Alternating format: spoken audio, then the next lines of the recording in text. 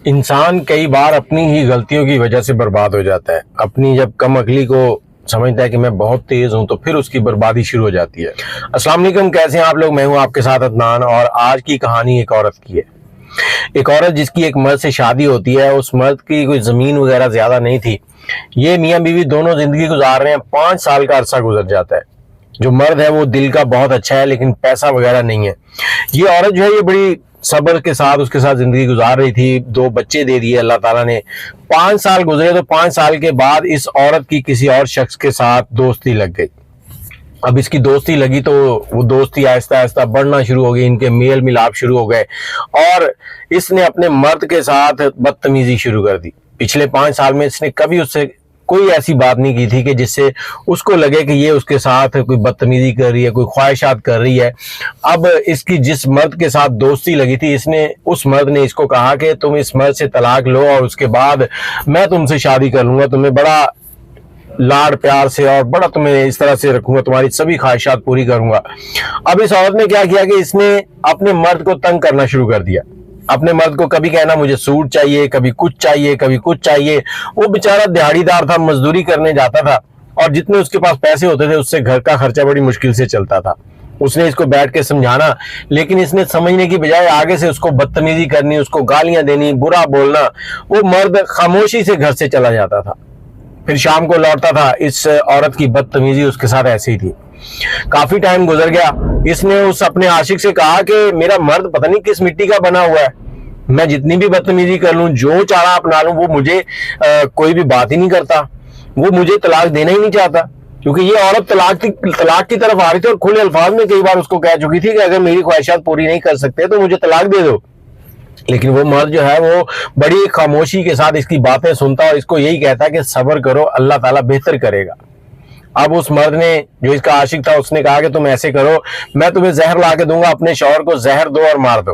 عورت نے کیا کیا، اس مرد کا لایا ہوا زہر جو تھا وہ کھانے میں ملایا اور کھانے میں ملا کر کھانا شوہر کو کھلا دیا.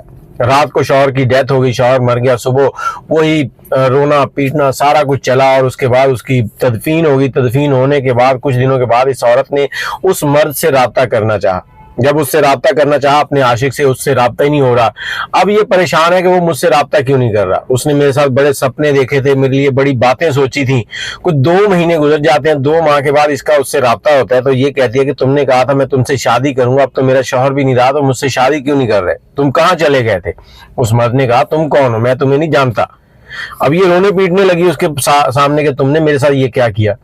اس شخص نے جب اپنی سچائی بتائی تو اس عورت کے رونگٹے کھڑے ہو گئے. اس نے کہا کہ جو تمہارا شوہر تھا نا، اس کے باپ نے میرے باپ کو قتل کیا تھا اور میں نے ایک پلان بنایا تھا کہ اس قتل کا بدلہ اس کے بیٹے کو مار کر لینا ہے.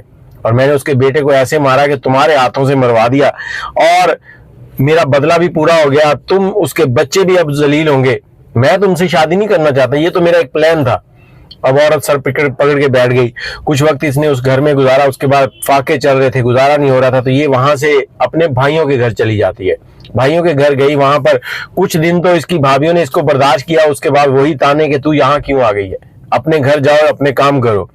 اب یہ پریشان تھی اور بھائیوں نے گھر سے نکال دیا. گھر سے نکالنے کے بعد پھر اسی گھر میں آگے جو اس کے شوہر کا تھا وہاں پر آ کر اس نے کچھ لوگوں سے ادھار پیسے لے کے پہلے گزارا کیا. اور پھر نوبت یہاں تک آ گئی کہ یہ اپنے بچوں کو پڑھانا چاہتی تھی، ان کی خواہشات پوری کرنا چاہتی تھی. اس نے لوگوں کے گھروں میں کام کرنا شروع کر دیا.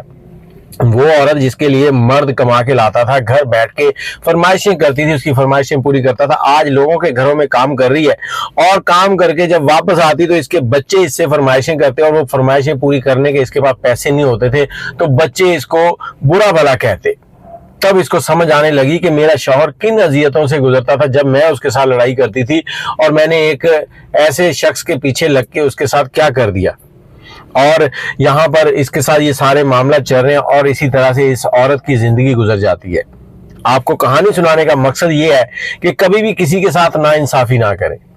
پہلی ناانصافی جو اس کے باپ نے کسی اور کے باپ کو قتل کیا تھا، اس کا بدلہ اس نے لینے کے لیے اس کو قتل کروایا. اور اس کو قتل کروایا تو اس کے بچے یتیم ہو گئے، بیوی جو ہے وہ بیوہ ہو گئی اور در در کی ٹھوکریں اس کا نصیب بن گئی. اور دوسری بات یہ کہ عورت نے ایک 4 दिन के یارانے کے چکر میں اپنے 5 سال کے وفادار شوہر کے اوپر طرح طرح کی باتیں کی, اس کو برا بھلا کہا اور آخرکار اس کو چھوڑ دیا, اسے مار دیا.